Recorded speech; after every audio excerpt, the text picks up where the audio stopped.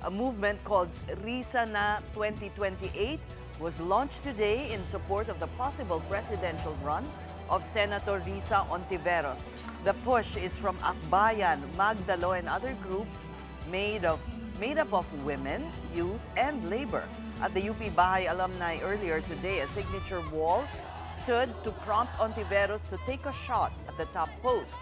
Ontiveros has yet to declare, but she has since said she is open to the idea of being standard bearer for the traditional opposition. And one staunch supporter of Risa is with us tonight. Welcome to the big story, former Senator Sani Trillanes. Yes, good evening, Mrs. Good evening. Explain to us why you think Risa is the best candidate for 2028. Una po muna, no? I think kailangan munang ma-explain kung bakit ni-launch itong Risa na movement at this time. So ang kwan po is napapanahon na magkaroon ng isang pinuno yung middle forces kasi ngayon parang orphaned, ano? Kasi si Mayor Lenny decided na talaga mag full-time na siya doon sa Naga.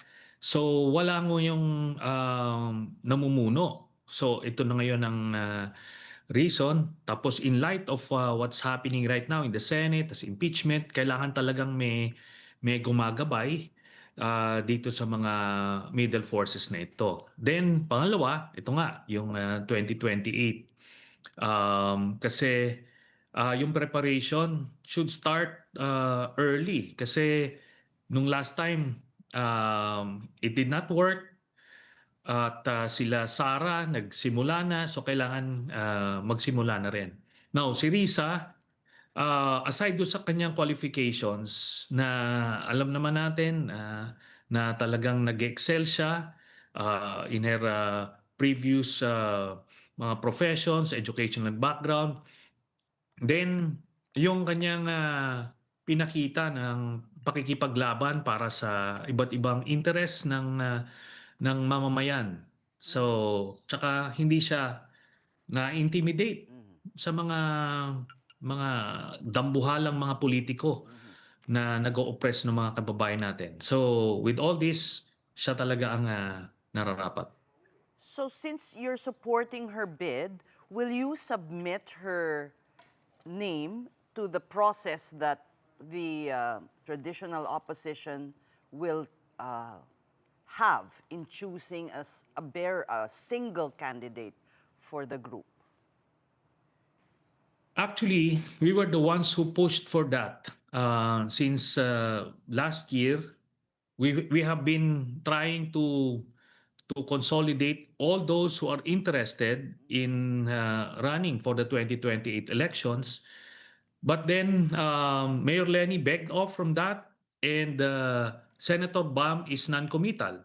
So it's only Senator Risa who is left. So ganun po, kaya nawala na yung proseso na yun. Wala na ba? Hindi na yun. I understand there's 3 different groups within the opposition that are trying to make a sort of primary kind of process.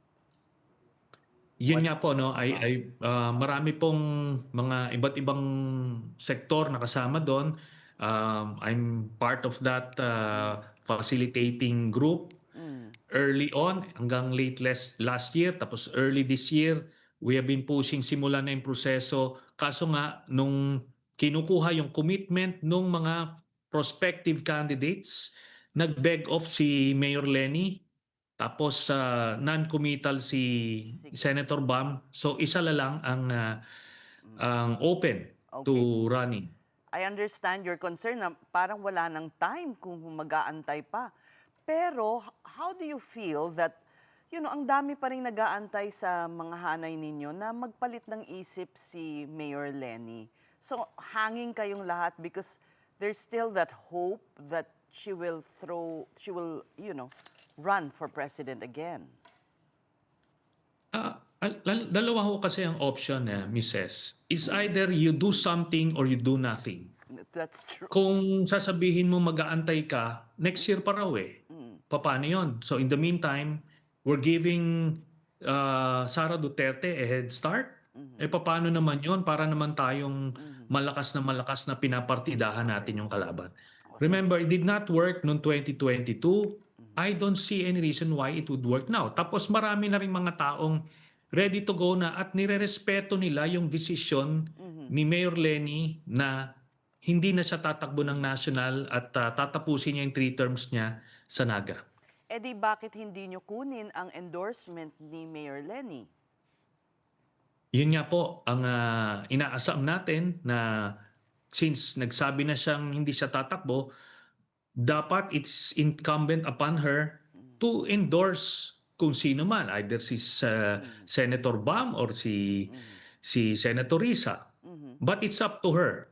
Ngayon, kasi I believe marami nang nagpilit o nagsubok na i-convince siya, pero steadfast siya sa kanyang decision na she will finish her term in Naga.